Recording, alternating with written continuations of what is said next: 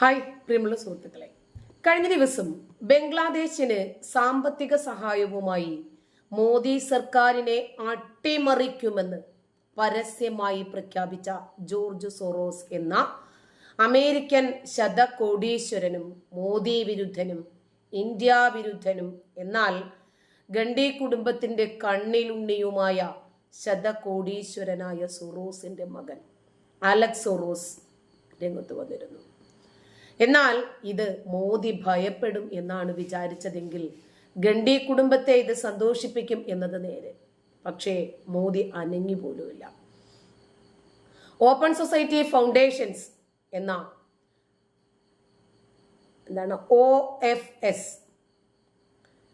ഈ NGO സംഘടനയുടെ പേരിൽ ധനസഹായം നൽകുന്നതിന് വേണ്ടിയാണ് അലക്സ് സോറോസ് ബംഗ്ലാദേശ് ഇടക്കാല സർക്കാരിന്റെ ചുമതലയുള്ള മുഹമ്മദ് യൂനസിനെ കാണുന്നത്. ഇന്ത്യയെ സംബന്ധിച്ചിടത്തോളം രാഹുൽ ഗാന്ധിയുടെ ഭാരത് ജോഡോ യാത്രയ്ക്ക് പൂർണ്ണ പിന്തുണ നൽകിയ സംഘടനയാണ് ഈ ഓപ്പൺ സൊസൈറ്റി ഫൗണ്ടേഷൻ. ഇങ്ങനെ കേൾക്കുമ്പോൾ ജോർജ് സോറോസുമായിട്ട് ഇതുമായിട്ട് ബന്ധമുണ്ടോ ഇല്ലേ എന്ന് നമ്മൾ സംശയിക്കും. US പ്രസിഡന്റ് ഡൊണാൾഡ് ട്രംപ് ബംഗ്ലാദേശിനുള്ള അമേരിക്കൻ സർക്കാരിന്റെ സഹായം നിർത്തിയതായി പ്രഖ്യാപിച്ച ഉടനെയാണ് അലക്സ് സോറോസ് ധനസഹായ വാഗ്ദാനവുമായി മുഹമ്മദ് യൂനസിനെ കണ്ടിരിക്കുന്നത്.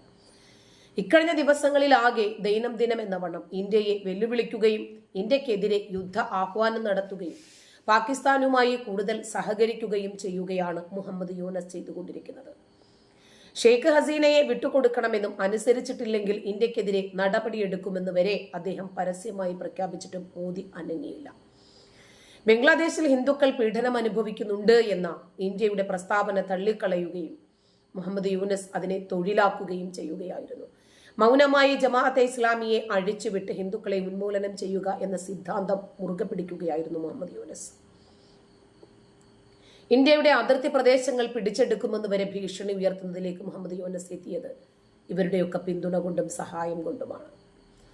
പക്ഷേ ഇതൊന്നും മുഹമ്മദ് യൂനസ് സ്വന്തം ഇഷ്ടപ്രകാരം നടത്തുന്ന പ്രസ്താവനയല്ല എന്ന് ഇന്ത്യക്കും അറിയാം. അദ്ദേഹത്തെ കൊണ്ട് കാര്യങ്ങളെല്ലാം ഇന്ത്യക്കെതിരായിട്ടുള്ള ഗൂഢാലോചനയുടെ ഭാഗമായി നിഗൂഢ ശക്തികൾ പറയിപ്പിക്കുന്നതാണ്. കാരണം അദ്ദേഹം ഒരു ഡമ്മിയാണ്.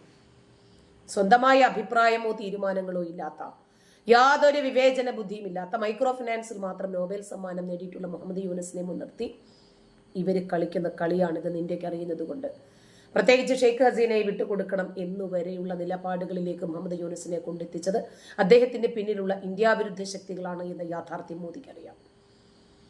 ഇക്കൂട്ടത്തിൽ മുൻപന്തിയിൽ നിൽക്കുന്ന വ്യക്തിയാണ് ജോർജ് സോറോസ്.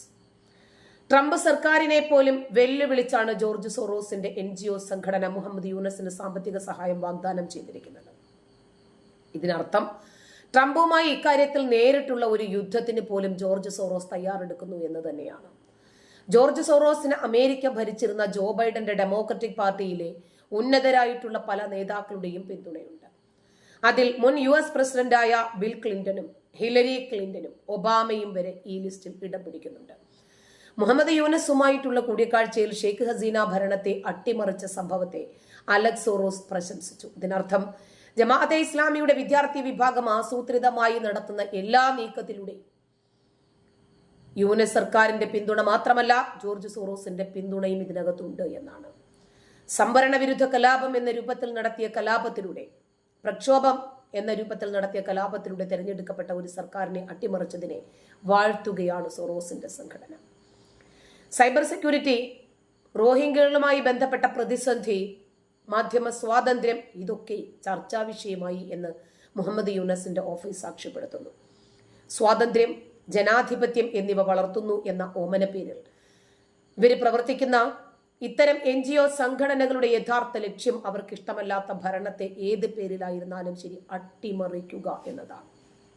അതിന് വിദ്യാർത്ഥി പ്രക്ഷോഭമെന്നോ, ഹിജാബ് വിരുദ്ധ സമരമെന്നോ, ഇന്ത്യ വിരുദ്ധതകളെന്നോ, ഹമാസ് അനുകൂല പ്രതിഷേധമെന്നോ എന്ത് പേര് തന്നെ ഇട്ടിരുന്നാലും ശരി തങ്ങൾക്കിഷ്ടമില്ലാത്ത ഒരു ആശയത്തെയും ഒരു നിലപാടിനെയും ഒരു രാജ്യത്തെയും രാജ്യത്തിന്റെ ഭരണാധികാരിയെയും വളർത്തില്ല എന്നുള്ള ഇവരുടെ അജണ്ടയാണ്. ജോർജ് സോറോസിന്റെ ഈ ഉത്സാഹം വിരൽ ചൂണ്ടുന്നത് അധികം വൈകാതെ തന്നെ അതിശക്തമായ എന്തെങ്കിലും ഇന്ത്യ വിരുദ്ധ നീക്കം ഉണ്ടാകും എന്നതിലേക്കാകാം എന്നാണ് ചില വിദഗ്ധർ ഇന്ത്യക്ക് താക്കീത് നൽകുന്നത്. റിപ്പബ്ലിക് ചാനൽ മേധാവി അർണബ് ഗോസ്വാമി ഇതോടുകൂടിയാണ് ബംഗ്ലാദേശ് മോഡലിലുള്ള കലാപം ഇന്ത്യയിലും ഉണ്ടായേക്കാം എന്നും ഇക്കാര്യത്തിൽ രാഹുൽ ഗാന്ധിയുടെ മേൽ ഒരു കണ്ണു വേണമെന്നും അഭിപ്രായപ്പെട്ടിരിക്കുന്നത്. കപ്പലിനകത്തുള്ള വെള്ളമാണ് കപ്പലിനെ മുക്കുക, പുറത്തുള്ള വെള്ളത്തെക്കാളേറെ. ഈ രാജ്യത്തിന്റെ പുറത്തുള്ള ശത്രുക്കളെ എങ്ങനെയാണ് പ്രതിരോധിക്കേണ്ടത് എന്ന് ഇന്ത്യൻ സൈനികർക്കറിയാം. പക്ഷേ അകത്തുള്ള ശത്രുക്കളെ എന്ത് ചെയ്യണം? ജോർജ് സോറോസിന്റെ ഇന്ത്യയിലെ പാവയായിട്ടുള്ള രാഹുൽ ഗാന്ധി അക്രമം, തീവപ്പ്, അരാജകത്വം ഇതൊക്കെ സൃഷ്ടിച്ചേക്കാം എന്നാണ് അർണബ് ഗോസ്വാമി മുന്നറിയിപ്പ് നൽകുന്നത്.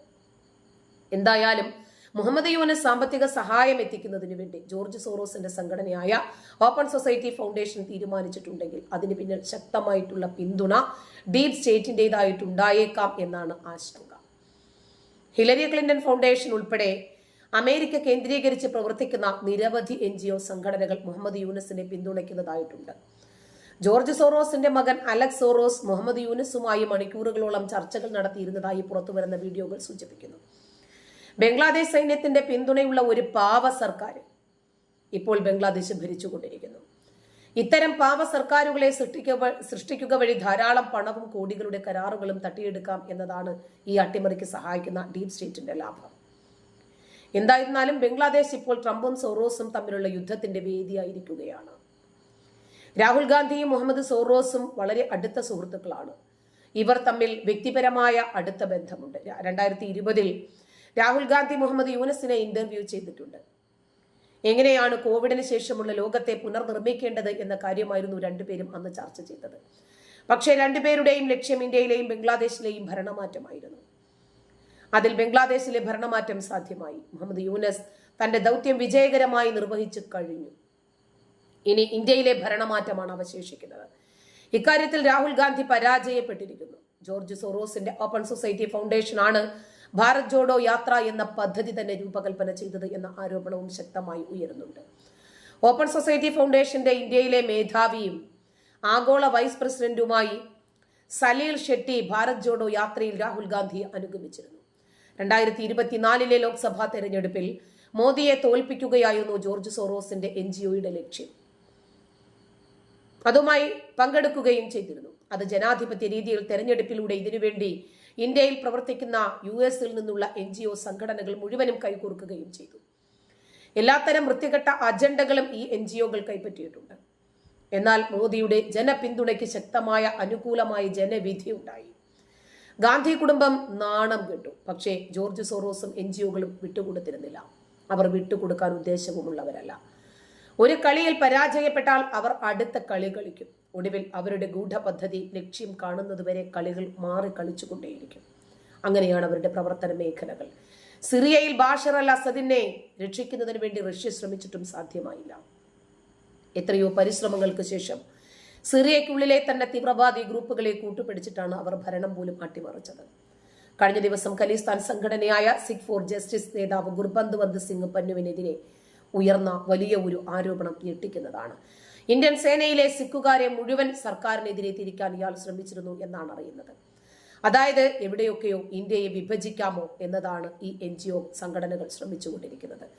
പണ്ട് ഈസ്റ്റ് ഇന്ത്യ കമ്പനി പ്രയോഗിച്ച് ഭിന്നിപ്പിച്ച് അധികാരം കൈപ്പിടിയിൽ ഒതുക്കുക എന്ന പഴയ തന്ത്രം തന്നെയാണ്. കാരണം അതവർ പയറ്റി വിജയിപ്പിച്ചതാണ്. അവരുടെ ഇന്ത്യയിലെ പ്രതിനിധിയായ രാഹുൽ ഗാന്ധിയിലൂടെയാണ് അവർ ഈ രഹസ്യ അജണ്ടകൾ നടപ്പാക്കാൻ ശ്രമിക്കുന്നത്. ഇന്ത്യൻ റെയിൽവേയെ കളങ്കപ്പെടുത്തുന്നതിനു വേണ്ടി ട്രെയിൻ ജിഹാദ് ഇതിനോടകം തന്നെ വെളിവാക്കപ്പെട്ട ഒരു അജണ്ടയാണ്. ഇതുപോലെ ഇന്ത്യയുടെ എല്ലാ മേഖലകളിലേക്കും വിഭജനത്തിന്റെ കത്തി താഴ്ത്താനാണ് ഇവർ ശ്രമിക്കുന്നത്. കഴിഞ്ഞ ദിവസം മഹാകുംഭമേളയിൽ 15 ടെന്റുകൾക്ക് തീപിടിച്ച സംഭവത്തിന്റെ ഉത്തരവാദിത്വം ഏറ്റെടുത്തത് ഖലിസ്ഥാൻ സംഘടനയാണ്. എന്തായിരുന്നാലും തെരഞ്ഞെടുപ്പ് എന്ന ജനാധിപത്യ മാർഗത്തിലൂടെ ഇന്ത്യയിൽ അധികാരം പിടിച്ചെടുക്കാൻ സാധിക്കില്ല എന്ന് രാഹുൽ ഗാന്ധിക്ക് അറിയാം. അതുകൊണ്ടാണ് കലാപത്തിന്റെ അട്ടിമറിയുടെ വഴികൾ അന്വേഷിച്ചുകൊണ്ടിരിക്കുന്നത്. അതിനായി എല്ലാ കലാപശേഷിയുമുള്ള സംഘടനകളെയും ഇവർ കൂട്ടുപിടിക്കുന്നു.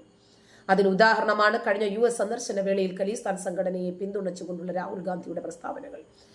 രാഹുൽ ഗാന്ധിയുടെ നേതൃത്വത്തിൽ മോദി സർക്കാരിന്റെ വിവിധ സംഘടനകൾ, സംവിധാനങ്ങൾ ഒക്കെ നേരെ ചൊവ്വേ പ്രവർത്തിക്കുന്നില്ല എന്ന് വരുത്തി തീർക്കാൻ ഇവരുടെ ഒരു ഗൂഢ അജണ്ടയായിരുന്നു. അതിന്റെ ഭാഗമായിട്ടാണ് നീറ്റ് പ്രവേശന പരീക്ഷയിലെ ചോദ്യപേപ്പർ വരെ ചോർന്നതായിട്ട് ബന്ധപ്പെട്ട വിവാദമുണ്ടായത്. ഉടനെ CBI അന്വേഷണം നടത്തിയപ്പോഴാണ് വലിയൊരു സംഘമാണ് പേപ്പർ ചോർത്തലിന് പിന്നിൽ എന്ന് തെളിഞ്ഞത്. നീറ്റ് പരീക്ഷാ വിവാദത്തിന്റെ പേരിൽ കേരളത്തിൽ നിന്ന് ഉൾപ്പെടെയുള്ള നിരവധി കോച്ചിംഗ് സെന്ററുകൾ വരെ അസാധാരണമായ വേഗതയിൽ സുപ്രീം കോടതിയെ സമീപിച്ചതൊക്കെ ഇതിന് പിന്നിൽ വൻ ഗൂഢാലോചനയുണ്ട് എന്ന രഹസ്യ ഏജൻസിക്ക് ലഭിച്ച സൂചനയോടുകൂടിയാണ്.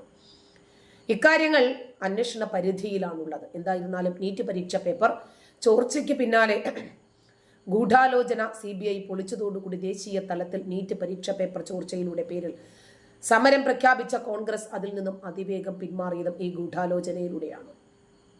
ഇങ്ങനെ ഇന്ത്യയെ വിഭജിക്കാൻ എത്രയോ ഗൂഢാലോചന പദ്ധതികളാണ് നടക്കുന്നത്. എന്തായിരുന്നാലും ഇനി ട്രംപിന്റെ ഭാഗത്തു നിന്നുള്ള മറുപടിയാണ് ഇന്ത്യ കാത്തിരിക്കുന്നത്.